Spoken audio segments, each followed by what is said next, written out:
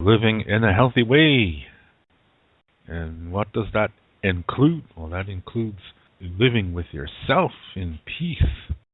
And you may disagree with yourself from time to time.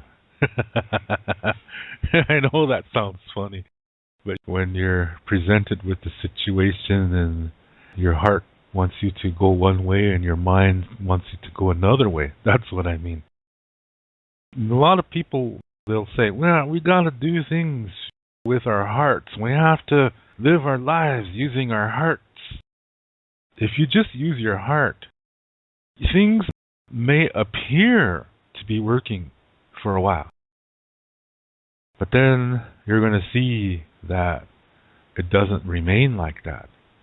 And then you're going to try to compensate by saying, oh, it'll work out. Yeah, I just got to keep doing that. And you're denying something. And that's going to lead to trouble. That's the way to codependency, if you just use your heart. And some people could even become victims of oppressive friendships, oppressive relationships, whether it's romantic or with family. You're always trying to please the other to keep the peace. You think that's what peace means. But that's not. It's not what peace means. That's the kind of thing that happens when you just follow your heart. And of course, when you just use your mind, you can get in trouble there too, because you could end up hurting people and you didn't really intend to hurt them. So you have to use both. You have to find a balance between both. And that balance is going to be different with every situation because every situation is different. So how do you do that? Well, you live in a healthy way.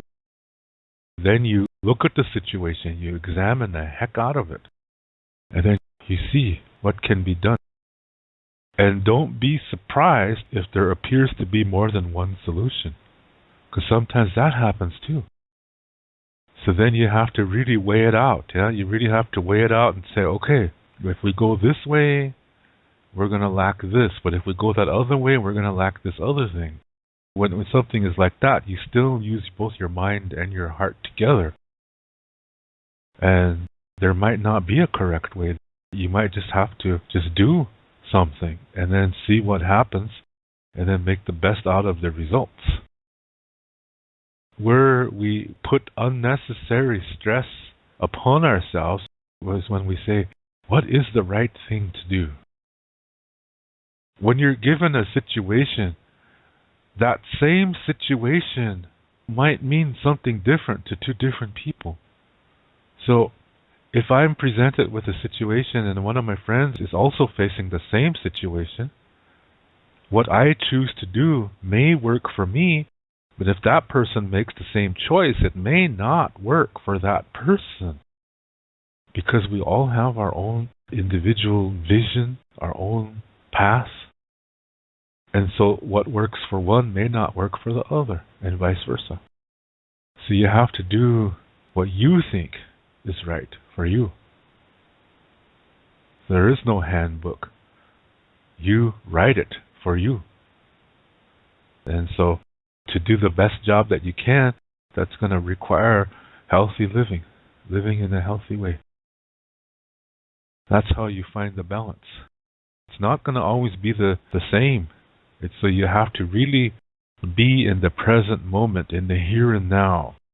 When you stay in the present moment, that requires coming to peace with your past so that you don't have any emotional attachments to difficulties from the past, because you settled it, you're at peace with it, it's done, it's over, you learned from it, you made the best out of it, you've received knowledge, wisdom, and that helps you to be in the present moment so that you see reality more clear than you could before. That's why it's important to come to peace with yourself, so you can live your life, so you can see more of what's going on around you and inside of you too. That's the way it works. That's why we have to use both our minds and our hearts. We have to use them both. We can't just use one or the other. And a lot of times you hear unhealthy people say, well, the reason why the world is messed up today is because it's a white man's world, and the white man only uses his head, and that's why he does all these things. He has no feeling. He has no heart. That's what Indian racists talk like that all the time. And then they'll say, well, see, Indians, we use our heart. That's why we're better, is basically what they're saying. But just using your heart, I mean, look at our situation today. Reservations with 90% unemployment, with 10% controlling the wealth on the reservation. And those are the people who are tribal government workers or friends and relatives of tribal politicians. And they need to keep that 90% poor so they can have money. We're against each other. Now, how did we get like that? By using our hearts? You see what I mean? I mean, it's not that simple. There's all kinds of things at play here, but if you just use your heart, you're going to get in trouble. You got to use both your mind and your heart together. You have to use both. To learn more about Lakota spirituality, I have written a book called Wichocha Otechike. This book also includes Lakota Star Knowledge information. All the videos that I make, which are about Lakota spirituality, Lakota Star Knowledge, and cultural information, are based on this book. This book costs $99 American dollars, and this price includes the shipping cost as well as a tracking number. And to learn more about Lakota language, I have written a Lakota language book called Shante Etaha Owoglake, Speaking from the Heart. And all my Lakota language videos are based on this book.